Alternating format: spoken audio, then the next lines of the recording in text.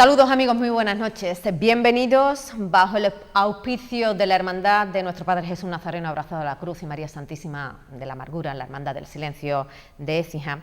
Ponemos en marcha este programa en Écija Comarca Televisión, un programa que le vamos a dar un carácter tanto informativo como a la vez divulgativo. Anualmente, esta hermandad écijana, la Hermandad del Silencio, en el marco de su obra social, tiene dos vertientes muy importantes. Por un lado, potencia su contribución a la Asociación Andes, a la Asociación de Padres de Niños de Cáncer de Andalucía. Con ello se vuelcan en dos campañas muy importantes. Una se desarrolla en el mes de julio y otra que está prácticamente a la vuelta de la esquina. Son dos campañas que consisten en dos cuestaciones anuales. La de diciembre, pues como les decía, la tienen a la vuelta de la esquina y es muy fácil contribuir con ellos aportando un donativo o con algo también que es muy fácil y además gratis, que es aportar como donantes nuestro tiempo, ser voluntario o voluntaria en esas donaciones, en esas cuestaciones para Andes. Y la otra vertiente, evidentemente, es la que hoy nos trae aquí, que no es otra que en ese marco de la solidaridad y de su obra social. Esta hermandad écijana trabaja desde hace años en la labor dedicada a la captación permanente de donantes de órganos en nuestra ciudad. En 2012, y si no el doctor aquí me va a corregir, aparece en la vida de esta corporación écijana el doctor José Pérez Bernal. Y desde entonces sus lazos no se han desunido, sino todo lo contrario, cada vez están más sujetos al amor de un gesto muy importante para la vida de quien lo necesita en una bancada y en la otra de quien o quienes en su inmensa generosidad se convierten en donantes de órganos. Hoy, en este programa, en la televisión pública de Écija, en Écija Comarca Televisión, hablamos de donación de órganos y trasplantes, de donantes y trasplantados. Doctor José Pérez Bernal, de vocación salvar vidas, pionero en sacar a la calle las tripas de un hospital, sensibilizar a la población, informar para pedir donantes, porque un donante puede salvar, en definitiva, muchas vidas. Y además hacer muchos kilómetros repartidos por Andalucía y por donde le llamen. Y además de todo ello, he dicho vocación, usted es médico. Para mí es un auténtico placer que usted en Écija esté hoy y que venga a hablar de donación, de donantes, de captar, de órganos, de generosidad, de solidaridad, de todo un poco. Y para ello ha tenido usted el placer también de presentarme a tres invitados, aparte de ellos lo conocía, pero bueno, a Rocío, no la conocía, sevillana, Rocío Vázquez, trasplantada de riñón, mayo de 2022. Muy buenas noches, Rocío. Muy buenas noches a todos. José Antonio Montero, buenas noches, bienvenido. Trasplantado en 2015, de hígado. Madre mía, ¿volvió a nacer usted? Volvió a nacer. Voy a cumplir 10 años prontito. Cumple 10 o sea, años. Soy muy jovencito. Muy joven. Y Elisa Rosa Cejan, bienvenida, buenas noches. Buenas noches. Ellos han recibido, y su familiar, su hermano, pues fue donante en este caso por un accidente que bueno, en breve se cumplirá años. Y bueno, también vienen a contarnos su historia, sus experiencias, cómo lo vivieron y cómo se vivió.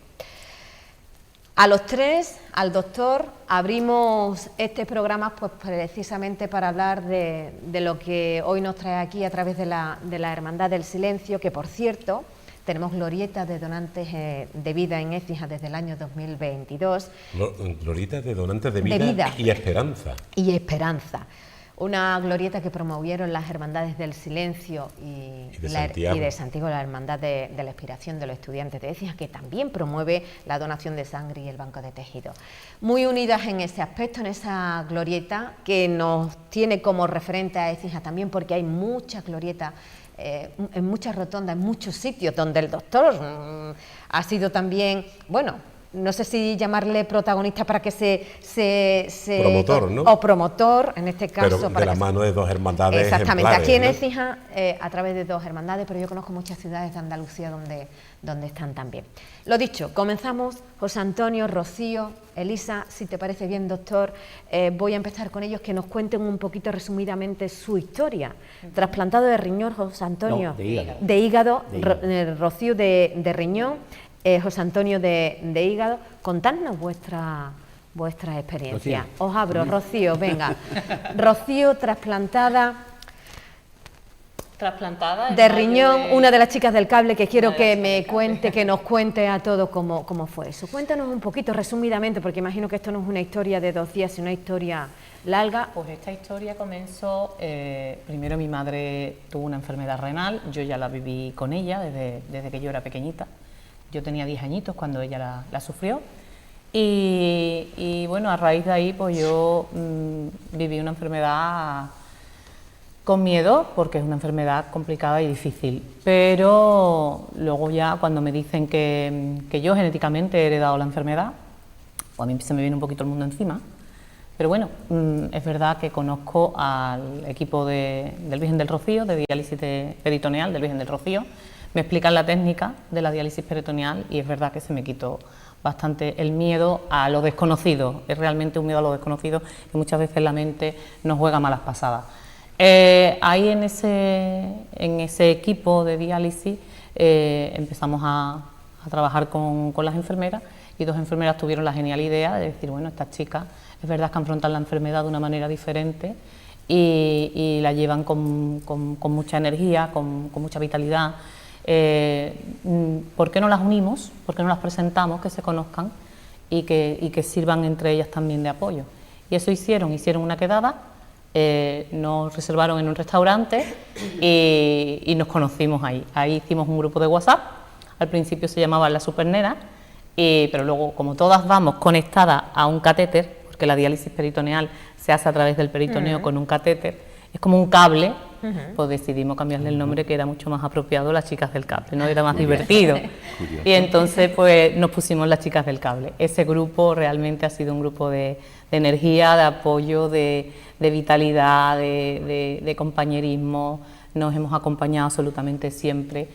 Y ese primer día que nos conocimos, pues dijimos, bueno, el día que nos trasplantemos todas, nos vamos al Caribe, pensando que eso iba a ser como, ¡buah!, eso va a ser dentro de mucho tiempo y esto va a ser como un sueño muy lejano, ¿no? Pues el sueño muy lejano ya por fin, hace muy poquito que se ha cumplido, y ya estamos, las 8 chicas del cable estamos trasplantadas, y bueno, estamos esperando, que ahora mismo están recién trasplantadas y no nos podemos ir todavía, ¿no? Porque tienen que pasar todavía unas pruebas y todo, pero en breve... Pero al Caribe nos vamos. Al Caribe nos vamos nosotras, y se viene también nuestra doctora, la doctora Alcaide, y se vienen las 2 enfermeras, Marisa y Laura, que fueron las que nos presentaron. Así que al Caribe sí nos vamos. ¿Cómo fue su proceso, José Antonio? ¿Cómo fue su proceso? No fue tan bonito. Mi proceso puede tener como 3 fases diferentes. Una previa, una que fue la real del trasplante y el post-trasplante. Previamente, pues lo único que te puedo decir es que yo no me encontraba bien, yo estaba trabajando y no me encontraba bien. Los médicos, mis compañeros, como tú ya sabes, yo era del centro del equipo de salud mental, pues ellos no daban con la tecla, pero mi analítica era extraña. Hasta que una especialista de digestivo me dijo, probablemente tú necesites un hígado nuevo. Esa especialista de digestivo, que no la he vuelto a ver porque la teníamos aquí en el hospital comarcal, fue la que empezó a hacerme luz de alguna manera. A partir de ahí ya empecé a contactar con el Hospital Virgen del Rocío, me hicieron las pruebas y me dijeron, sí, tú eres candidato a un trasplante, pero por ahora tu hígado funciona, así que esperaremos. Pero fíjate, yo seguía trabajando y el día 31 de abril, o sea, previo al día 1 de mayo, al día del trabajo, pues yo no me encontraba bien. Un médico me dijo, te voy a hacer unas pruebas, y me llamó inmediatamente y me dijo, vete para el hospital. Vete para el hospital porque tú ahora mismo tienes encharcamiento pulmonar. Pero, repito, yo estaba trabajando. Fue mi último día de trabajo en el equipo de salud mental. Me fui al hospital, allí tuve una hemorragia impresionante y ese mismo día, por la noche, ingresaba en la unidad de sangrantes, que el doctor sabe lo que es una unidad de sangrantes, con esperanza de vida relativa, pero vamos que 24 horas antes yo estaba en mi casa, pensando que no pasaba absolutamente nada. A partir de ahí fue mi etapa de enfermo, que duró un año, que se dice muy pronto. Vaya. Y que curiosamente, ya poco después de la unidad de trasplantes, de la unidad de sangrantes, donde estuve una semana, me comentan y me dicen, lo tuyo va a ser largo. Tú no llegas y dices, pido un hígado y te lo van a dar, ¿no? Y nos llamó mucho la atención a mi mujer, a Marivalle, que se llama como tú, y a mí me dijeron, vais a vivir aquí, en el hospital. Nos llamó la atención, no, fue la realidad. Yo estuve viviendo en el Hospital Virgen del Rocío, disponiendo solamente de algunos fines de semana si me encontraba bien. Me daban permiso como en la mili, te puede ir. Ya había un contacto como muy personal entre dos especialistas y todo el personal. Yo guardo un gratísimo recuerdo de la planta de digestivo. No, de la de cirugía es que es más corta. Sí. El doctor Pérez Bernal sabe que en cirugía estamos muy poco tiempo, pero en digestivo me tiré un año entero. Por lo tanto, yo casi me conocía la vida de los propios compañeros y pacientes que había allí. Fue una experiencia increíble, porque sacas lectura de todos esos contactos que tú tienes con tus compañeros de habitación. Varios murieron al lado mía, que es una experiencia yo nunca tuve, lo digo, y Pérez Bernal sabe perfectamente, yo no tenía miedo, yo no era consciente de que mi enfermedad me llevase a la muerte, pero sí sabía que podía ocurrir, pero no vivía con ese miedo. ¿Qué pasa? Pues que llega un día que me llama y me dice, hay un hígado para ti, pero no sirvió, no me sirvió a mí, sirvió a otras personas, lógicamente. Y concretamente, pues casi al año, fue en la Feria de Abril de Sevilla, el lunes de feria, me dicen, José Antonio, estaba intentando hacerme una prueba, me dijeron, este hígado te va a servir. Y yo dije, seguramente no, porque ya era el tercero. Y dije, no, este sí. Y empezó ahí mi cambio de vida. Yo respondí muy bien al trasplante. En ese año completamente yo vivía en el hospital, mi mujer vivía conmigo en el hospital. Siempre digo que es mucho más duro para los familiares que para la persona ingresada, porque tu vida se modifica enormemente. José Antonio, ¿usted va a cumplir? Yo voy a cumplir 67 años. No. Usted me ha dicho antes 10 años, ¿no? Me ha dicho antes que usted es muy joven. Yo sí, claro. 10 años, ¿no? Tenía 57 años y ahora tengo 10. Claro, tiene 10. ¿Y Rocío? Yo tengo 2 solo. José Antonio, no, pero aquí creo que la más joven es Rocío. Sí, es la que tenemos. En años. Y luego la etapa post-trasplante fue muy rápida. O sea, mi trasplante fue un éxito, que se lo tengo que agradecer al equipo médico. Lo hicieron muy bien, como casi siempre. Y rápidamente volví a casa. No era el mismo, evidentemente. Claro. Una de las cosas que yo más echaba de menos es que mi trabajo, pero realmente no podía hacerlo. Y poco a poco me fui. El primer año del trasplante fue un año relativamente difícil, porque tuve que ingresar 4 veces más, con 4 intervenciones radiológicas. Forma parte de la experiencia y se saca, todos somos el resultado de la experiencia. Por lo tanto, las experiencias te hacen ser lo que eres en el momento concreto. Aquellas experiencias fueron muy gratificantes desde mi punto de vista, pero dolorosa, claro, porque yo no hacía la vida que hacía antes. Ahora vamos a hablar de eso. Venga. Vamos a hablar de cómo era la vida antes y cómo es la vida ahora de vosotros. Pero me quiero ir a Elisa, porque Adelante. Elisa representa la otra parte, ¿no? Vosotros recibisteis, claro, porque alguien dio. Y en este caso, Elisa, decía Elisa en tu presentación que corría el año 1990, cuando un hermano tuyo sufre un accidente.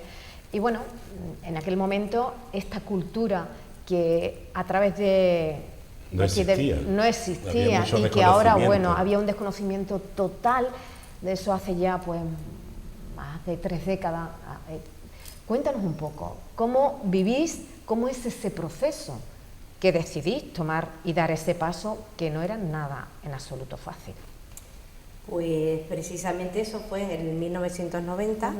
Mi hermano mayor, con 31 años, recién cumplido, tiene un accidente de moto y queda muy grave. Por la gravedad lo llevan a Reina Sofía, cuando por aquel entonces lo más normal era ir a Sevilla, a García Morato por aquel entonces, pues él fue a Reina Sofía. Eso también ayudó. Él no muere en el acto, él está 3 días luchando por vivir. Y es verdad, es difícil, es un caos, porque claro, una persona tan joven y cada vez que vas al médico te dicen, cada vez que visitas te dicen que no hay esperanza, no hay esperanza. ¿Cuál es el punto ese de decir vamos a donar?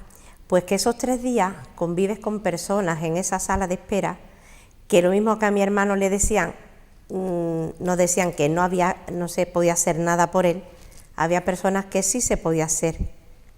Entonces eso es como, no sé, es una cosa en la cabeza que te pasa de decir, es que mi hermano no podemos salvarlo, pero él sí puede salvar a personas. Entonces es no sé, una sensación extraña, agridulce, de si él se va, pero puede vivir personas gracias a él. Y por esa fue la decisión, el convivir con esos 3 días con esas personas, que Dios, que mi hermano no podemos hacer nada por salvarlo, pero es que ellos están solo pendientes de un gesto, yo creo que es el acto de caridad más grande que se puede hacer, dar una vida por otra. O sea, yo creo que eso es, y es algo que nos alegramos, ya va a ser 34 años y cada día nos alegramos más, es una satisfacción y es algo que yo recomiendo a todo el mundo. De hecho, a mí me cuesta mucho el estar así en público, pero siempre merece la pena. Digo, con que haya una persona que se conciencie que ellos, por ejemplo, están aquí gracias a ese momento, a esa decisión. Nosotros, es verdad, había muy poca información, nada, no había información. Entonces, quizás más duro, porque no sabes si te vas a alegrar, si no, si te vas a arrepentir, es algo. Pero desde el momento que a la semana o así recibimos una carta diciendo que 3 personas no se pudo aprovechar más órganos, pero los 2 riñones y el hígado, pues estaban 3 personas viviendo gracias a él. Entonces, eso es la satisfacción más grande que pueda tener la familia, sabiendo que un cachito de él sigue viviendo. Entonces, pues esa es la experiencia nuestra. Doctor, lo que ha dicho Elisa, esa sensación, esos sentimientos, hablar de agridulce, eso es muy duro. Es muy duro, ¿verdad? Esos momentos son durísimos. Es el peor momento de tu vida cuando se va un ser querido, ¿no? Además, en una circunstancia que antes no se desconocía. Ya en Córdoba sí había ese ambiente de trasplante porque habían empezado por los años 80 y ella se contagió de ese espíritu tan innovador. Sí. Es un tema nuevo en la medicina. Tiene mucho mérito. Hace ya 34 años en noviembre, ¿no? Lo de tu hermano Manuel. 26 de noviembre. Entonces, comprender que su hermano podía seguir viviendo en otras personas a las que salva, eso es la grandeza de los trasplantes, ¿no? Y la otra grandeza es que personas con una muerte anunciada, como tenía José Antonio, o con una enfermedad incurable, como la de Rocío, pues que vuelven a nacer y a tener una vida excepcional, una calidad de vida. Eso es, lo que más emociona de los trasplantes, ¿no? Los sanitarios estamos en medio de la vida y de la muerte también, ¿no? En ese fino hilo que une. Línea delgada, ¿no? Sí, que separa que una une cosa de estas otra, dos cosas, que une. ¿no? Entonces somos unos privilegiados porque, las experiencias que tenemos son tremendas, pero tú ya conoces muchas personas del mundo de los trasplantes y ves que todos los profesionales, que tenemos un nivel de humanidad un poquito alto, porque esto te humaniza, estar con ellos, personas que no se han muerto, que siguen viviendo, su familia, como decía José Antonio, la familia sufre mucho. Fíjate, un enfermo de hígado que le cambia el carácter porque el hígado no desintoxica las sustancias tóxicas del organismo, te impregna el cerebro, te cambia el carácter, pierde la memoria, entra en coma, se llevó 1 año viviendo en el hospital. Esa familia le cambia la vida también, ¿no? O a ella, a Rocío, ¿no? Que vivía, en vez de con un riñón artificial, con una máquina que por la noche te mete y te saca líquido del abdomen para limpiarte la sangre, para poder seguir siendo activa durante el día, ¿no? Esto le cambia todo, ya puede comer de todo. Antes no podía comer nada. Ahora no lo van a contar, a ver, Rocío y José Antonio, claro. Entonces, que tenga cuidado en el Caribe, ¿eh? Claro. Y todo, fíjate tú, que estamos aquí gracias a una hermandad increíble. Sí. Y las hermandades han entendido que el amor al prójimo es una fuente de vida, que es una nueva forma de vivir la caridad, que es la donación de órganos, la donación de sangre, como hace la hermandad de los estudiantes, la donación de médula.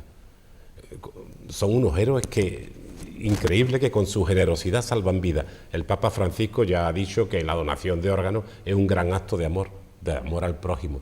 Así lo ha dicho Elisa y me lo ha recordado. José Antonio, Rocío, contadnos, No, al hilo de lo que dice el doctor. El doctor Pérez Bernal, sí, te tengo que comentar que aquí hay como 3 mundos muy diferentes. Sí. Está el mundo del enfermo, el mundo, lógicamente, no del donante, sino de la familia del donante, porque el donante no es consciente, el donante lo que quiere es vivir. ¿Qué ocurre? Pues que en pleno duelo, al inicio del duelo, la familia tiene que tomar una decisión. Ese es otro mundo. Y luego está el mundo de los médicos, el mundo hospitalario, el mundo, digamos, de la salud, de la sanidad. ¿Qué ocurre? Vamos a empezar por el principio, si me lo permite. El mundo del donante es duro para la familia, porque tienen que tomar una determinación. Afortunadamente, ya la familia es muy consciente de que ese cuerpo es reutilizable.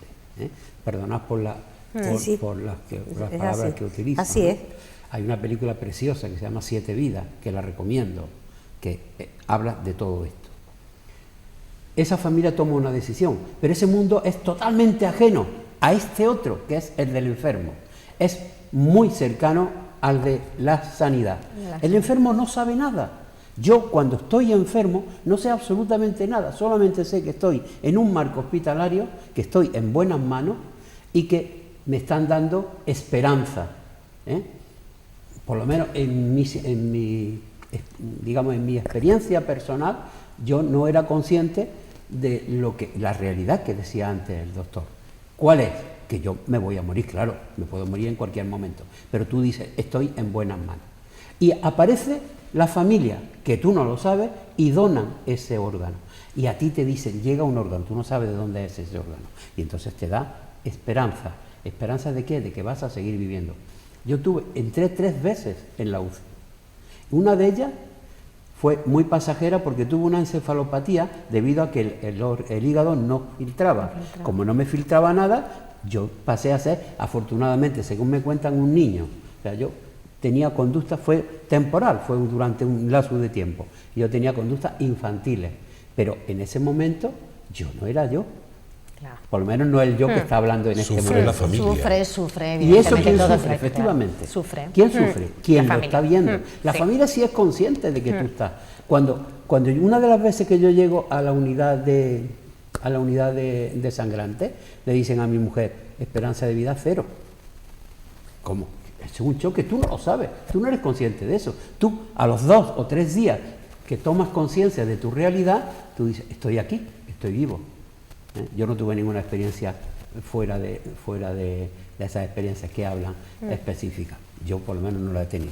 Tú lo que haces parece que estás dormido y aparezco y empiezo a vivir de nuevo. Pero esos días han sido angustiosos para la familia. Para la familia, totalmente. Angustiosos para quienes están ahí. La familia que ha decidido tomar ya la decisión de la donación, ya siguen con su duelo, evidentemente. ¿Cuál es su duelo? Que han perdido a su familiar. Y en cambio la otra familia no empieza el duelo, sino que termina su duelo porque tienen esperanza. ¿Y en medio dónde están? Pues todos los compañeros de sanitarios. Y esos sí están, como dice, en una frontera. Estamos dando vida, que es lo que hace. Cualquier profesional de la sanidad lo que hace es dar, afortunadamente dar más vida. Más vida. Ellos sí saben, ellos están en los 2 mundos. También sufren, también hay angustia, también hay ansiedad, también hay problemática. Y además se tiene que enfrentar diariamente a un enfermo que probablemente, a lo mejor hay enfermos mejores o peores, pero las familias siempre van con lo mismo. Se va a curar, se va a curar. Y eso es una situación bastante complicada. Y además usted también bueno, en sí, esa vertiente también conoce, ¿no? Rocío, no sé qué, imagino que al hilo también de lo que dice José Antonio, ¿no? Esas experiencias que se viven no ya desde uno mismo, que a lo mejor ese desconocimiento no es tanto como el más cercano, que es el de la familia y el de los profesionales, ¿no? Sí, el de la familia y de los profesionales, pero yo en cambio lo veo de otra manera diferente, ¿no? Venga. Porque yo desde el punto de vista de la persona donada, o al menos así lo quiero ver, veo que la familia que ha donado un órgano, o X órgano, ha donado a su familiar, tiene la esperanza, también ellos, de que su familiar sigue viviendo en nosotros. Entonces no creo que sea la familia vive el duelo, creo que la familia, le alivia el dolor, ¿no? Si no es así, yo creo que a la familia al revés, le alivia el saber que esa persona ha ayudado a personas como nosotros a tener una segunda oportunidad de vida, porque si no nosotros no teníamos esa oportunidad, o de seguir viviendo o de tener algo de mejor calidad de vida, porque las personas con enfermedad renal crónica dependemos de una máquina para vivir. Y o te haces diálisis, hemodiálisis en el hospital, son 3 veces en semana, que es a través de un problema cardiovascular, tú tienes que sacar la sangre, filtrarla y luego volverla a meter, o a través de la hemodiálisis, toda la noche, como explicaba el doctor, meter un líquido al peritoneo, lo limpia, lo filtra, toda la noche conectado a una máquina. Eso es vivir, mal vivir, pero se sigue viviendo. O sea, nosotras de todas maneras, las personas con enfermedad renal, tenemos la suerte de que existe una técnica sustitutiva que nos permite seguir viviendo hasta que llega una familia fantástica que dona esos órganos para que personas como nosotros podamos seguir viviendo. El consuelo que a ellos les queda, y además que me gustaría que lo sintieran ellos así, es que ellos están con nosotros. Yo tengo mi riñón se llama Rita, yo la siento conmigo porque vino el 22 de mayo, pues Santa Rita, y yo es verdad que la siento conmigo. Yo lo digo, yo no estoy sola ya nunca, nunca, porque siempre hay otra persona que vive dentro de mí. Entonces, esa persona que falleció para que yo siguiera viviendo, está conmigo y con más personas. Entonces, para mí, yo quiero ver que eso para ellos sea un consuelo, que las personas que decidan donar órganos, que no sea el fin de esa persona, que se va, no se va. Fíjate que ha nombrado la palabra consuelo, yo la he escuchado 1000 veces en las familias de los donantes, y la palabra bálsamo, saber que su ser querido sigue viviendo en la tierra, dentro de otras personas que ha salvado. Ella ha dicho que ha sido muy grande. Pero hay otro matiz, fíjate, María del Valle, que no se ha tocado. Y me lo enseñó él, que es psicólogo, José Antonio. Cuando te cae una enfermedad así tan grave y que te va a matar y después vuelves a nacer, él se hizo 2 preguntas. Primero, el drama de preguntar ¿por qué me ha tocado a mí? ¿Por qué? ¿Por qué? Eso nos pasa cuando nos viene un goterón. Pero él transforma su por qué en un para qué. ¿Para qué me habrá venido esto? Y entonces eso es también otra grandeza de las personas trasplantadas. Ahora se dedican a luchar para ayudar a los otros enfermos que ocupan la cama que ellos dejaron libre, para fomentar las donaciones de órganos. Una mínima llamada, José Antonio, y donde tú digas, Pepe, Rocío, nos vamos para Écija. Ella, todos se preguntan eso. Antes el por qué, el drama, y ahora la esperanza del para qué. Ahora están luchando por otros. Elisa. Pues la verdad es que sí, yo pienso... Porque tu hermano vive en otras personas. Exactamente. Yo no sé si el doctor, si eso es factible, y ahora retomas, Elisa, no lo sé. Si ellos saben, si vosotros sabéis de quién son, no sabéis. Nosotros no sabemos. Eso no se puede. Por ley en España Por no ley se pueden no se conocer. permite, no se debe, ¿no? Y es bueno, en mi criterio, bueno, como ¿no? veterano de los trasplantes, creo que es bueno que No debe. la familia de un donante no conozca a las personas trasplantadas y al revés. Que la solidaridad sea anónima. Consuelo, bálsamo. Totalmente. Lo que sí recibimos fue una carta que por aquel entonces, escrita a máquina, que digo, que se ve lo antiguo, el tiempo que ha pasado, ¿no? y pues diciendo no nombres ni identificación ninguna, pero sí 3 personas, que era con dos riñones y un hígado. Entonces, cada vez que yo, cualquier noticia que oiga de trasplante, se han salvado, es como que ayudas a cada persona, no es que haya ayudado a esas 3, es que es como si esa ayuda fuese continua. No sé, una sensación un poco complicada de entender si no se siente, pero yo, por ejemplo, estoy con ellos o puedo estar con más personas y es como que esa ayuda no acaba, es como que estás ayudando continuamente. Es muy gratificante, la verdad, y escucharlos a ellos y saber que viven pues por un gesto que al final tú no puedes hacer nada. Mi hermano no hubiese vivido, no hubiese servido de nada, y con ese, es verdad que tienes que tomar una decisión muy difícil en muy poco tiempo, y más eso sin información, que no tienes tiempo de pensar. Ahí deciden los Entonces ahí sentimientos. piensas con el corazón es el que te lleva, y el que te lleva, pues vuelvo yo siempre a lo mismo, a vivir con esas personas que tienen a su familiar pendiente de un hilo, pendiente de un órgano, y yo digo, es que a lo mejor las personas que están ahí arriba pendiente de un órgano es mi hermano que está en el último suspiro y van a salvarlo. Entonces es muy gratificante, la verdad. Doctor, han cambiado mucho las cosas, o al menos quiero creer eso, ¿no? Gracias a Dios, sí, hay mucha años 90. información. Claro, Te es digo que mi las experiencia. circunstancias son muy... Yo te pienso ahora, Claro. antes, Todo el mundo nos claramente. decía que no a la donación. Sí. Hay que abordar, fíjate, la cultura hacia la muerte de la Andalucía profunda, la falta de información, Claro. incultura, hay que hablar las cosas como son. Entonces, desinformación, hablar con la familia de una persona que acaba de morir, que no cree que ha muerto todavía, que no se lo puede creer, y entonces tú le pides un esfuerzo para subir a un quirófano, y aunque tú le explicas que ya no le hace falta sus órganos, que pueden salvar a otros, que al cielo va el alma, bueno, pues todo el mundo nos decía que no. ¿Por qué? Supersticiones con falsa base religiosa. A mí me han hablado de la resurrección imposible si no iba el cuerpo, si Dios mío, si el cuerpo lo quemamos. Bueno, de todo me han dicho, incluso me han agredido porque en ese momento tú no estás para nada. Tú le estás hablando y no te están escuchando. Te están mirando pero no te están viendo. Están bloqueados por el dolor. Y entonces, bueno, tú te pones en su lugar, intentas llegar al corazón de estas personas y poco a poco, a base de información, nos van diciendo que sí. Fue clave la actitud de un cardenal, don Carlos Amigo Vallejo, cardenal de Sevilla. Él le pedí ayuda, porque me decían que no las familias por motivos religiosos. No te lleves al cielo lo que necesitamos aquí. Primera carta pastoral, el primero que en la iglesia hablaba de esto. Es algo nuevo en la medicina. Las leyes, la investigación, la medicina van muy por delante de las leyes y de las iglesias, ¿no? Ahora mismo todas las confesiones religiosas apoyan la donación de órganos y los trasplantes, porque todas defienden la lucha por la vida, la justicia social, el amor al prójimo, y todo el mundo entiende ahora mismo, fíjate tú, las hermandades de Écija, que la donación de órganos, de sangre y de médula es un acto sublime de amor al prójimo. Así ya casi todo el mundo nos dice que sí, pero todavía en Andalucía nos queda un poco que avanzar. Nosotros comparamos un país con otro en relación a las donaciones y los trasplantes, decimos, España, 50 donantes por cada millón de población y año, líder mundial.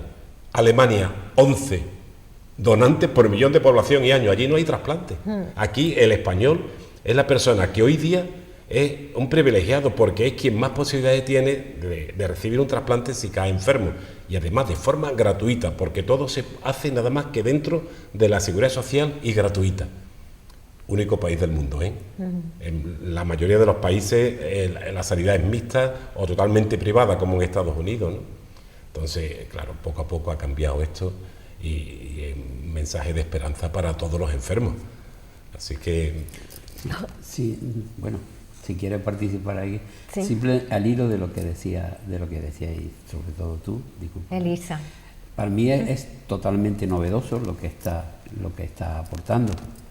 Evidentemente las personas que recibimos órganos ni sabemos ni debemos de saber de quién ha sido el donante. Eso es salud, y en este caso es salud mental. Tú no te puedes hacer preguntas en el sentido de quién es este órgano, eso no tiene ningún sentido, absolutamente ninguno. La realidad es que esa donación te ha servido para tú seguir viviendo. Y además es algo, como tú muy bien decías, y lo corroboraba el del doctor, los órganos ya no sirven de nada. Sirven en esas 24 o 48 horas que afortunadamente la medicina sabe que puede volver a otro cuerpo. El cuerpo, y disculparme, yo no soy tan creyente como vosotros, os pido perdón. No, nada. Pero Esto respeto es respetable, absolutamente Dani, las es todo creencias. respetable. Para mí el cuerpo es un simple armazón, que nos tenemos que llevar bien con él. Porque, entre otras cosas, gracias a nuestro cuerpo, sea delgado, sea gordo, sea alto, sea bajo, nos reconocemos los unos a los otros. En psicología el cuerpo es muy importante y además el cuerpo genera mucha patología si no te llevas bien con él. Pero el cuerpo, cuando llega el momento de decir se acabó la vida, no sirve absolutamente para nada. O sea, doy las gracias a ese cardenal, porque es verdad que el mundo de la religión tenía una serie de planteamientos muchas supersticiones. muy ancestrales. Afortunadamente ya los tiempos cambian. Si el cuerpo, yo que he sido delegado de cementerio, el cuerpo dentro de muy poco tiempo no es absolutamente nada. El cuerpo de tu hermano posibilitó 3 vidas. Por eso he dicho antes que hay una película magnífica, a mí por lo menos me encanta, que se llama 7 vidas, una película estadounidense, donde se habla un poco de lo que tú estabas exponiendo. Lo que quiero decir con todo esto, que afortunadamente la religión ha dado un giro tremendo y he dicho, bueno, si el cuerpo, vamos a aprovechar el cuerpo. La medicina lo sabía. Claro, es que deciden los sentimientos, José Antonio. Totalmente. En ese momento que tú estás bloqueado por el dolor, Sí. porque se te va tu hijo, tu marido, entonces tú estás Tienes que bloqueado. tomar una decisión. Ella lo ha descrito perfectamente. Decidieron los sentimientos. Entonces tú tienes unos sentimientos, unos valores. Por eso aquí, al hablar de donación de órganos, estamos hablando de valores. Claro. Humanidad, generosidad, entrega, solidaridad. Y la solidaridad los cristianos le llamamos amor al prójimo. Totalmente. O sea que en realidad estamos hablando de valores sociales. Si los ciudadanos cada vez tenemos en Andalucía más valores sociales, más cultura, más información también, pues claro, esto ha aumentado mucho. Todavía en el norte del país, si aquí tenemos ahora mismo la media de España en donaciones de órganos, 50 donantes por millón de población y año, el País Vasco tiene 78. ¿Por qué? El norte está un poquito más adelantado que el sur en ese sentido. Claro, tienen más información o están más implicados socialmente y para mí sigue siendo una envidia, ¿no? Que Asturias, Cantabria, País Vasco, el norte, los alcanzaremos. Exactamente, doctor. Él lo iba a decir, yo lo tengo vamos muy a claro. alcanzar, yo también lo tengo claro. hemos Yo avanzado empecé a hacer enormemente. campaña, como Sí. ha dicho Marivalle, a sacar el Claro. hospital a la calle para informar a la gente. Y nunca voy solo, siempre voy con vosotros, donantes y trasplantados. Pues porque en Sevilla teníamos 20 donantes por millón de población y año, y el País Vasco 60. ¿Y ahora? Ahora mismo tenemos 50 donantes por millón de población y año. En el norte están por 70 y tanto. Poco a poco lo alcanzamos, porque el corazón de los andaluces es mucho más generoso. Es mucho más generoso. Y entonces lo que pasa es que estaba bloqueado por miedos, desinformación, supersticiones, falta de confianza. Lo adelantaremos en muy pocos años. Tú lo has dicho muy Y para bien. eso Claro, es y muy para- importante la programación que, por ejemplo, estamos haciendo hoy. Que gracias a este programa estamos llegando a muchísima gente para que toda la gente que no conozca este tema o que no tenga una persona cerca, porque es verdad que si no te toca de cerca te es más difícil concienciarte. Para eso es fundamental y os doy las gracias Nada, a gracias a programas ti, como Rocío, por vosotros venir. para A poder propósito de hablar lo que ha de dicho eso. Rocío, tengo que decir una noticia, una primicia para Écija.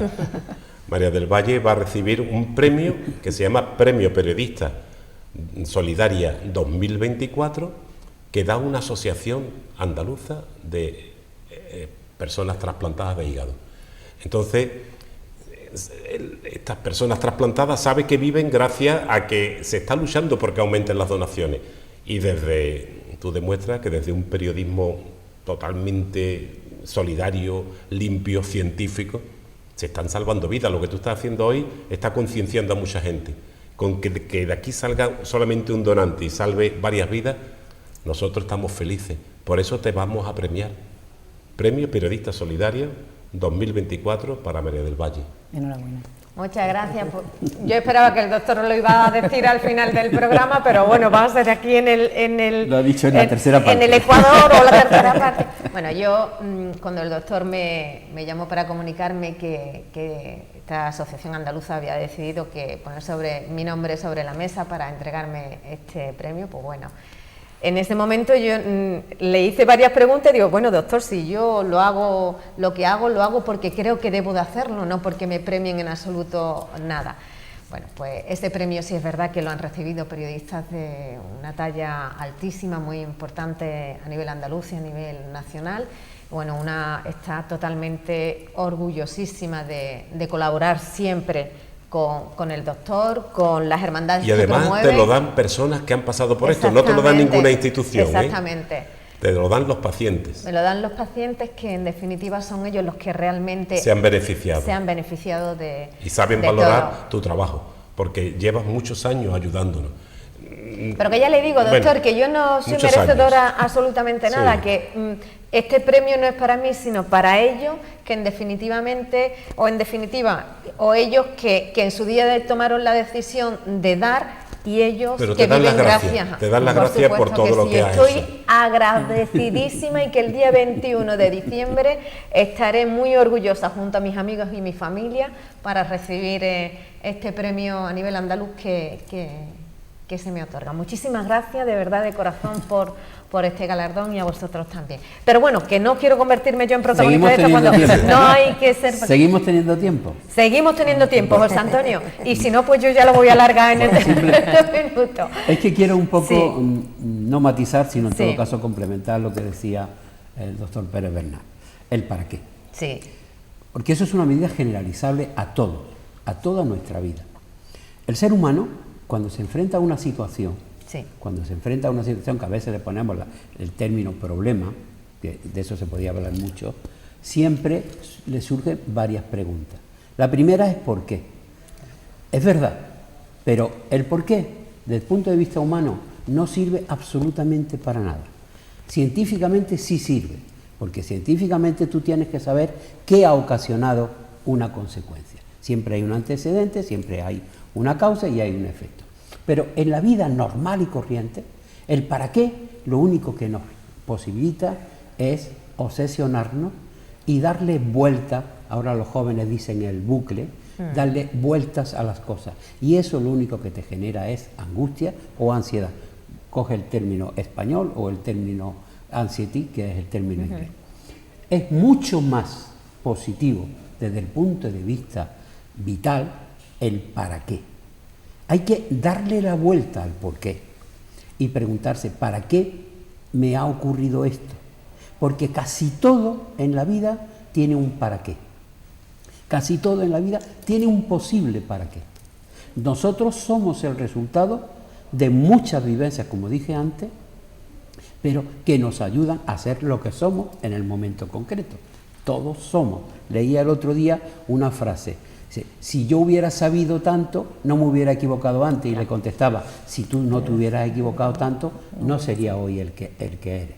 Porque todos aprendemos de nuestra propia dinámica. ¿Habéis tenido que cambiar mucho vuestra vida? Sí. En temas de actividades o de hábitos Bueno, que evidentemente, a diario mucho. tras recibir el trasplante, Rocío, José Antonio? En mi Rocío. caso no fue justo tras recibir Sí. el trasplante, sino ha sido a raíz de la enfermedad, ¿no? Sí. Yo era coordinadora en una firma de cosmética. Sí. Yo gestionaba lo que era Andalucía, Extremadura, Ceuta y Melilla.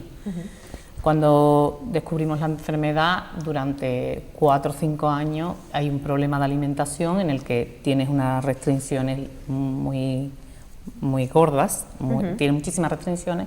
Entonces yo adapté mi vida y adapté mi trabajo a cómo hacerlo. Yo tenía que viajar muchísimo, entonces yo me llevaba mi comida de casa hecha. Yo, en lugar de quedarme en hoteles, me quedaba en apartamentos para poder seguir trabajando, hasta que llega un momento en que tu cuerpo, cuando tú tienes una función renal de un 18, llega un momento en que ves que no tira, que no llegas, ¿no? Y cuando ya tienes que ponerte con una máquina, todas las noches, pues ya ahí no puedes viajar. O sea, puedes viajar, pero puedes viajar con limitaciones, ¿sabes? Entonces ya ahí, lógicamente, pues dejo de trabajar. Luego ya me trasplantan el trasplante perfecto, pero yo tengo un problema de pared abdominal. Entonces yo he tenido 3 operaciones de hernia a posteriori. Entonces a mí, pues actualmente, pues no puedo coger peso, tengo una serie de limitaciones. Al hilo de lo que él decía, el para qué, pues mi vida ha cambiado, efectivamente. Yo ahora mismo no puedo trabajar, pero ahora estoy de voluntaria en la Asociación Española contra el Cáncer. Ahora también estoy de voluntaria en Alcer, con el proyecto Mentoring, que es ayudando a otros enfermos a afrontar la enfermedad de una manera diferente, más optimista y de una manera en el que, bueno, esto es lo que nos ha tocado, pero depende de cómo lo afrontes, la vivirás de una manera mejor. Entonces, ¿que no se puede dejar? Depende. ¿Te va a costar más trabajo? Sí. ¿Que tienes que llevarte la máquina en una maleta que pesa muchísimo y que necesitas a tu marido para que te la cargue porque tú no puedes cargar? Sí, pero viaja, ¿sabes? ¿Que te gestionan todo el tema de líquidos, gasas, etcétera? Sí, te lo gestionan, lo puedes seguir haciendo. ¿Que tienes que limitarte a la hora de la comida? Sí. ¿Hay opciones a la hora de salir? Sí, todos los días a lo mejor no puedes comer en la calle, pero ¿quién come todos los días en la calle? Tampoco todo el mundo, o los que son comerciales, ¿no? Yo ahora mismo tengo una segunda oportunidad en la vida, en la que gracias a personas han dicho sí a la donación, y yo creo que esa segunda oportunidad ahora mismo lo que tengo que hacer es fomentar esa donación, dar visibilidad a lo que me ha ocurrido, dar visibilidad y hablarlo donde lo tenga que hablar, para intentar concienciar a personas de que no conocen este tema, que hay personas enfermas que necesitan una segunda oportunidad y que si no es gracias a ellos, a que dijeran sí a una donación de órganos, nosotros no tendríamos esas oportunidades. Fíjate la actitud ante una enfermedad gravísima, terminal.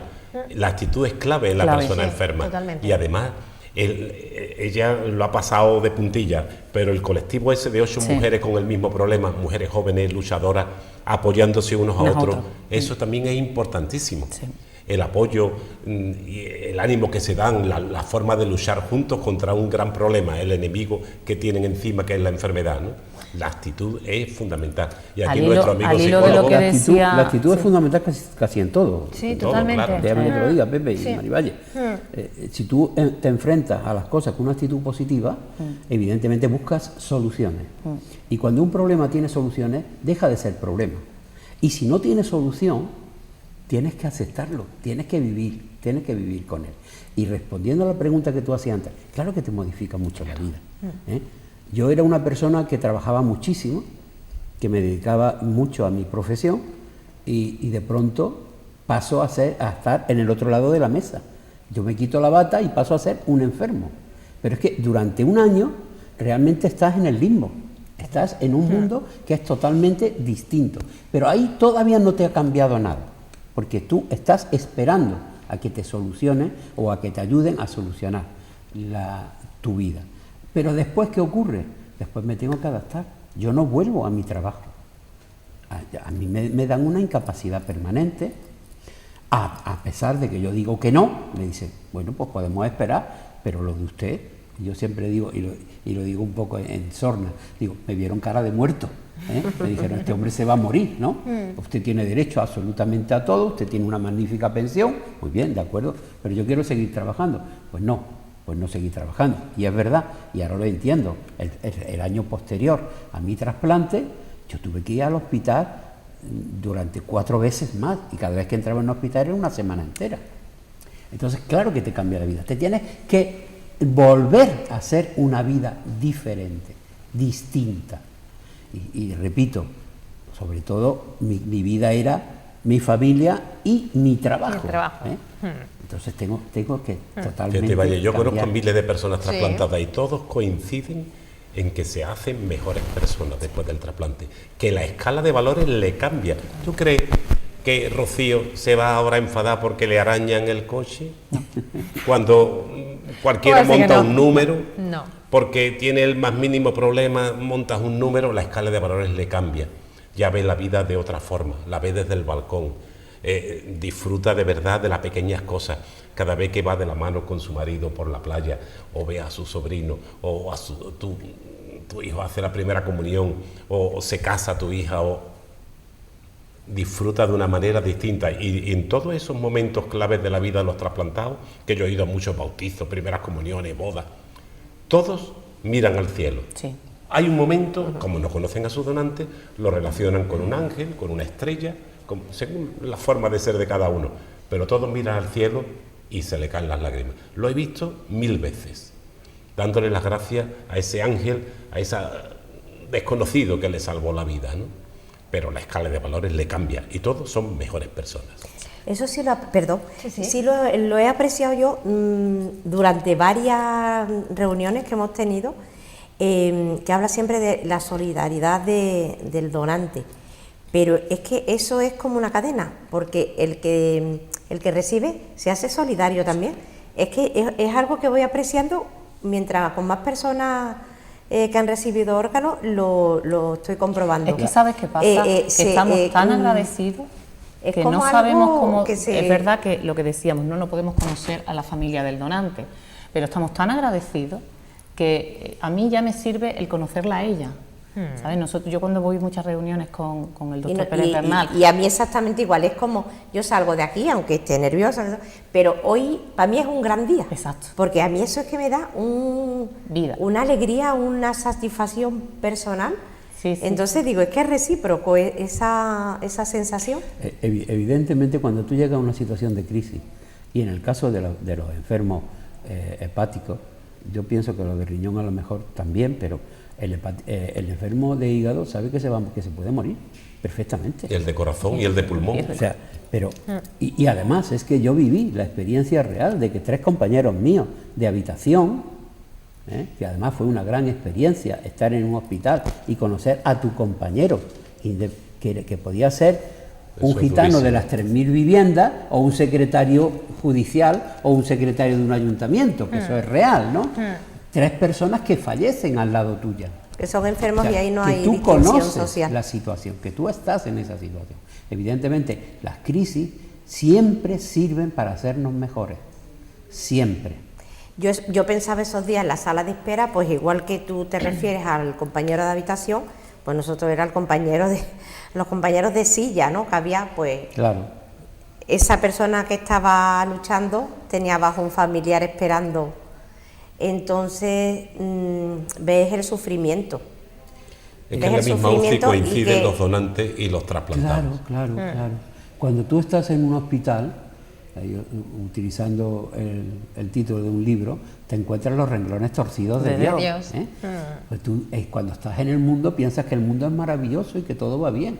Cuando tú estás en un hospital, te encuentras que no, que hay un gran número de personas que están viviendo su enfermedad. Pero no el enfermo, sino todo el que rodea al enfermo. Entonces tú te das cuenta de que la vida no es tan bonita, ni es tan maravillosa, es lo que es la vida. La Y ahí te das realidad, yo cuenta siempre de que digo, hay la personas- realidad de la vida de que hay se personas ve en el que- hospital, ¿no? Efectivamente. Hablando Fíjate, y en personas el que caso de sufren. lo que decía antes el doctor Pérez Bernal, y hablando de este caso de la enfermedad, tenemos que dar las gracias a las 2 enfermeras que tuvieron la genial idea de reunirnos, es lo que decía él, porque nosotros hemos vivido la enfermedad diferente. Son los ángeles de los hospitales. Totalmente. Nosotros hemos vivido una enfermedad diferente porque nos hemos apoyado. Hemos sido 8 personas a una. Si una persona estaba mal, eran 7 las chicas del cable las que estábamos detrás. Sí. Entonces también animo desde aquí a los hospitales a que fomenten esa unión, esa sala de espera, a que fomenten a grupos de personas que están viviendo una situación complicada, que están viviendo la misma, Son grupos porque al de- final son grupos de apoyo. Son grupos de autoayuda. De autoayuda, Y hace ya totalmente. mucho tiempo que en el mundo de la medicina, en el mundo de la psicología clínica, Está descrito, ¿no? hablamos de los grupos de autoayuda. autoayuda. Todo el grupo, pertenezco a la Asociación de Enfermos Trasplantados. Esa es un grupo de asociación la autoayuda. fomentamos los profesionales sanitarios, Sí, la efectivamente. creamos los sanitarios. Precisamente la que te va a dar el premio de Periodista Solidaria 2024, ¿no? La asociación, que va a ser la que te va a dar a ti el premio Marivalle, tiene un piso en Sevilla y ese piso está a disposición. Concretamente, uno de nuestros hijos, porque hay hijos directos de mi mujer, pero no de hijos míos, necesitó de estar unos días de visita. Un piso y de visitó el acogida, piso. Sí. Y él utilizó ese piso. Porque ¿eh? llegan muchas Claro. personas de muchos pueblos, de muy lejos, y tienen y lo creamos pues para acogerlos, ¿no? Para que no tengan que pagar ningún piso. También te iba a decir, a raíz de lo que decía José Antonio, que un hospital es un observatorio excepcional para ver la categoría de las personas. ¿Verdad? Entonces, conocemos gente increíble, gente también terrible, Bueno, pero eso es la vida. es la vida, como tú decías, ¿no? Esa es la vida. Los caminos torcidos de Dios, Efectivamente. que tú decías, ¿no? Pero conocemos gente excepcionales, excepcionales. Porque cuando estás mal es cuando te sale de dentro toda tu forma de ser, todos tus sentimientos, tu forma de luchar, tu forma de ver las cosas, ¿no? Y conoces gente excepcional en los dos mundos, Claro. tanto en el mundo del enfermo como en el mundo Del del sanitario. profesional. Del profesional. Yo estoy muy agradecido al personal de enfermería, evidentemente al personal médico, y concretamente con algunos fue una riqueza personal impresionante.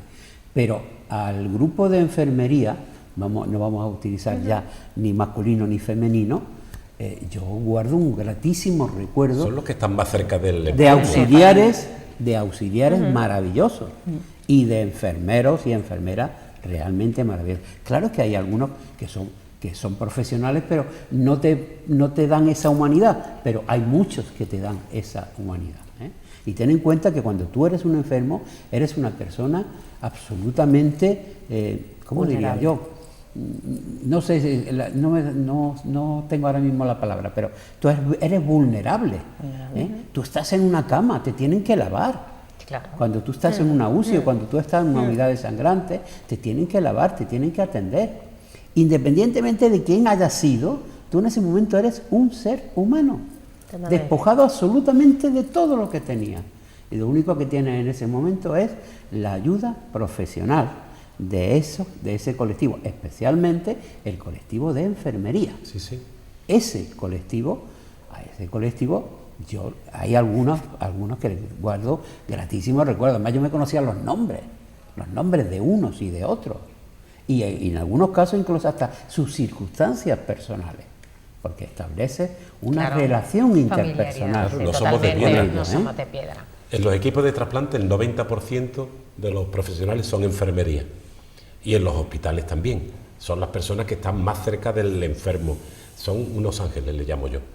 El médico está un momentito y se va, pero ellos son los que están allí día y noche Efectivamente. y sufriendo, y además con un corazón grandísimo y ayudando de una forma excepcional. Doctor, que tiene usted una tarjeta en la mano y que no me quiero marchar sin que usted me diga qué es esa tarjeta. Para hacerse donante de órganos ¿Sí? solamente hay que hablar con la familia. No hay que rellenar esta tarjeta ni nada. Bueno, la damos para que tenga un valor testimonial. Es la excusa para hablar en casa del tema. Por eso cuando vamos a los colegios, a los institutos, a las hermandades, Sí. le damos esta tarjeta. Es la excusa para hablar en casa del tema. Para yo decirle a Pilar, a mi mujer, mira, si yo muero un día y puedo salvar una vida, cuando ya no me haga falta mi cuerpo, tú di que sí. Se guarda en un cajón y ya está, no se vuelve a hablar del tema. Pero si llegara ese momento, pues seguro que van a decir que sí. Y así estamos cambiando una mentalidad en Andalucía. Poco a poco, todos hablamos ya de estos temas sin miedo, sin ser un tabú para hablarlo en casa. Se habla con más naturalidad. Ya casi todo el mundo conoce a alguna persona trasplantada que vive gracias a la generosidad de otro. Y ya la palabra donante de órganos, donante de sangre, donante de médula, forma parte de nuestro vocabulario. Incluso en los callejeros de las ciudades, como aquí en Écija, glorieta de los donantes de vida y esperanza. Pues todo el que pase por allí para ir al hospital o por la Ronda Norte, pues va a leer este tema. Nos propusimos que en cada pueblo de Sevilla, que son 106 pueblos, tengamos en los callejeros estos gestos: un parque, una glorieta, una rotonda, una calle dedicada a los donantes de órganos, de sangre, de médula. Ya tenemos 71. Hace 4 días inauguramos en Badolatosa un parque donantes de vida, en la orilla del río Genil, en un parque, al lado de un parque infantil, o sea que ya hasta los niños y sus madres y sus padres que vayan al parque infantil, ya no le va a chirriar a hablar de estos temas, porque se está hablando de vida, se está hablando de esperanza, Y así lo está entendiendo todo el mundo. ¿Sabe usted, doctor, una cosa que le voy a decir? Este año nosotros en la Hermandad de los Estudiantes hemos promovido un concurso de dibujo para que los niños desde pequeñitos conozcan la importancia de ser donante, en este caso de sangre, ¿no? Sangre, sí. Hemos hecho un concurso y han participado cientos y cientos de niños. Pues esos niños, a través de sus padres, ya saben la importancia de lo que tiene, de lo que es ser donante, en este caso, empezar por ser donante de sangre. Nosotros vamos a seguir, igual que el silencio, que la inspiración, en seguir apostando por apoyar, por difundir. De que forma más y demás, limpia, ¿no? y elegante y bonita, Hay que de ir tener- cambiando una mentalidad que era muy reacia a estos Totalmente. temas. Hay que Totalmente. tener en cuenta que Sí. Andalucía, Sí. la mayoría de las asociaciones Sí. de grupos humanos son cofradías o son Totalmente. hermandades. Totalmente. Esa es una realidad andaluza. Totalmente. Yo suelo decir que eso es muy poco andaluz. O en ese deportiva o sentido. religiosa. Claro, pero efectivamente, a lo mejor te vas a otro país o te vas a otra zona de, Y es de de otra nuestro forma, querido es de país otra de y hay distinto, otro tipo de claro. asociacionismo. Pero la asociación en Andalucía, todo surge a partir de hermandades, a partir A de partir de cofradías, todo. ¿no? Entonces, claro, sois vosotros Somos los que nosotros. integráis esas asociaciones, esas, Al menos esas lo comunidades. Lo intentamos, Claro, lo intentamos. muy bien. Elisa, hay que promover la donación. Hay que promover ser la donante. donación, porque yo siempre digo, a mí me tocó estar en el lado del donante, pero mañana no sé si me puede tocar estar en el lado de recibir el órgano. Nadie estamos libres, es importantísimo donar, es un gesto de humanidad, caridad, solidaridad, de lo más grande que se puede hacer. Hay que ayudar, hay que donar y que si algún día nos toca, pues que haya gente, personas que donen. José Antonio, Rocío, hay que ser donante. Hay que ser donante y además es lo que yo digo, en nuestra vida no vamos a dar un regalo mejor que el regalar vida. Entonces, cuando nosotros nos vayamos y ya no lo vayamos a necesitar, regala vida para otras personas que lo necesiten. Nunca vas a hacer un mejor regalo que ese. José Antonio. Simplemente comentar que es importante que la persona en vida seamos conscientes de que nuestro cuerpo puede servir. Entonces, hacerse donante es una realidad y eso está simplemente en el hecho de, como decía el doctor Pérez Bernal, en tener tu carterita, tu tarjetita. Pero la familia que sea muy consciente que ellos también van a tener la última palabra, porque Claro. cuando estamos en esa situación ya si lo hemos decidido bien y si no lo tiene que tomar la familia. Y efectivamente, como muy bien decías tú, Pepe, la familia es muy consciente y dice que sí, ¿eh? Ya no sabía que te había ocurrido hace años lo que te había ocurrido, que la gente te decía que no. Pero ahora mismo yo creo que no, yo creo que las familias dicen que sí. Pero y también porque, como muy bien Sí. decías tú, pero no es que a ti te vaya a servir, que a lo mejor sí, pero va a servir a los demás. A los demás. Siempre Tenemos va el a servir testamento a los vital. demás. Esta tarjeta solamente tiene un valor testimonial. El testamento vital es un mecanismo legal con la ley de voluntades anticipadas. Tú puedes decir en vida, en un documento gratuito Perfectamente. ante notario, si tú quieres, hay muchas decisiones que tú tomas con tu cuerpo para que las respetemos en los hospitales. Una de las preguntas es si quieres ser donante de órganos al morir. Entonces, imagínate una persona que está inconsciente en un quirófano, lo estamos transfundiendo, necesitamos una transfusión urgente, hay que llamar a la familia, consentimientos informados, perdemos tiempo. ¿Qué dice el testamento vital de las transfusiones? Que sí, inmediatamente, porque es la ley. Es la ley. Es la ley. Es la ley. Lo ha dicho, es un testamento. Entonces, el testamento vital, yo animo a que la gente lo haga, es gratuito, en Salud Responde, Sí. te citan ante notario y nada más darte las gracias y recordar también que hay trasplantes de donante vivo. Se puede ser donante vivo de un riñón, de parte del hígado o de células madre, que es el trasplante de médula, que ya no es médula ósea, es células madres, que se donan con una donación de sangre, vamos, muy fácil. Y decirte que, bueno, que no te lleve tus órganos al cielo, porque el cielo sabe que los necesitamos aquí.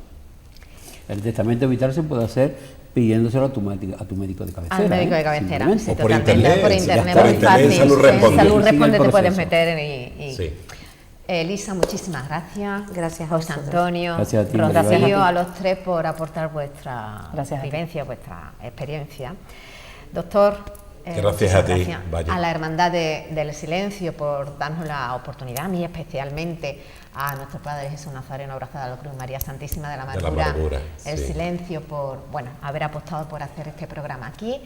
Y a usted especialmente porque su entusiasmo es muy contagioso. Yo creo que a los ecijanos y todo el mundo que nos pueda ver, sea donde sea, a través de las redes sociales, a través de internet, pues bueno, un día se embarcó usted en la, bueno, no sé si en esa misión totalmente complicada, difícil, dura, en esa línea delgada que hacía usted mención anteriormente, esa línea existente entre la vida a partir de la muerte, que no ha cejado y que creo que no va a cejar en el intento de que todos contribuyamos con un poquito de nuestro tiempo, de nuestra vida, de darlo a un determinado momento a los que lo necesitan o a aquellos que no sabemos, como decía Elisa anteriormente, si lo necesitaremos. Agradecida, me quedo con un cachito de vuestras historias, porque si yo tengo algo como periodista es que absorbo, tomo y robo parte de vuestro tiempo, de vuestra vida, de vuestro tiempo. Doctor, tengo, no sé si una bonita o fea manía, pero yo suelo cambiar el nombre a muchas personas.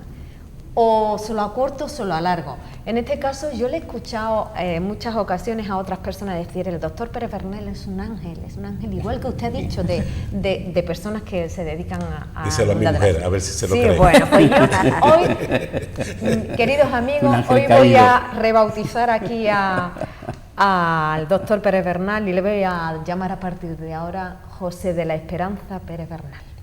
La palabra esperanza es la más bonita del diccionario para mí. Totalmente. Gracias por todo. Muchas gracias, Valle. Y bueno, este programa lo hemos convertido en un maravilloso partido de cualquier deporte. Hoy voy a elegir el fútbol, de esos de los que el doctor va a ver al equipo de sus amores cada 15 días. Junto al hermano mayor. Junto al hermano mayor del silencio, con Juan Pablo Gamero. Bueno, que unas veces se canta gol y otras casi. Bueno, casi, ¿no? Casi. Pero somos buenos sufridores. Exactamente, pero se termina siempre, intuyo, doctor Pérez Bernal, en haber disfrutado de una tarde entre amigos y sobre todo en un buen ambiente. Eso es lo que he pretendido yo con este programa.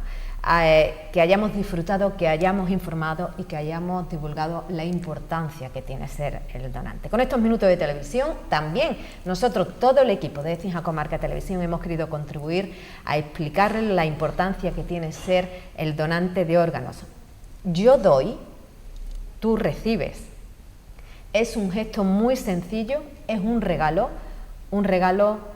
a la vida, de la vida a quien espera. Un gesto convertido en ese gol de ese partido imaginario que celebramos en esta vida, en esa vida, con la esperanza como bandera y con el himno de la alegría como partido que aplaude